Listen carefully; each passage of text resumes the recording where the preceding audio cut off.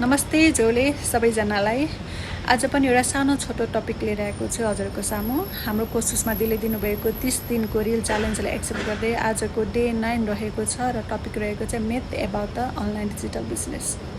यो टपिकमा जानुभन्दा अगाडि नमस्ते, म मेरो आफ्नो सानो छोटो परिचय दिन चाहे। मेरो नाम सबिना थापा, नेपाल घर बाग्लुङ हो भने चाहिँ अहिले हङकङ बस्दै आइरहेको छु। अनि एज अ प्रोफेसनल वाइज म फुल टाइम बेकरीमा एज अ सेफ काम गरिरहेको छु भने चाहिँ यो अनलाइन डिजिटल बिजनेसलाई as a side hustle part टाइमको वेटमा मैले चाहिँ काम गरिरहेको छु है। अनि यो टपिकको विषयमा भन्नुपर्दाखेरि चाहिँ मिथ भनेको नेपाली भाषामा भन्नुपर्दाखेरि भ्रम भनेर बुझिन्छ। अनि जो मान्छेहरूले जे सोच्नुहुन्छ यो अनलाइन डिजिटलको बिजनेसमा त्यो होइन भन्नको लागि त्यो भ्रम के छ त, जस्तो कि यो बिजनेसमा आउनको लागि हाई क्वालिफिकेसन भएको हुनुपर्छ, इङ्ग्लिस जानेको हुनुपर्छ होइन। अनि यो बिजनेसमा आएदेखि रातारात मालामाल भइन्छ भन्नेदेखि लिएर साई नेचर भएको मान्छेले यो अनलाइन डिजिटल बिजनेस गर्न सक्दैन भन्ने हो।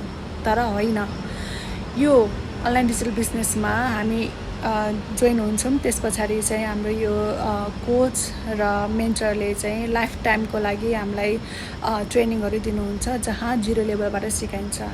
अनि यो कम्पनी चाहिँ हाम्रो जापान बेस्ड कम्पनी रहेको छ। जापान बेस्ड मल्टिबिलियनियर कम्पनी रहेको छ।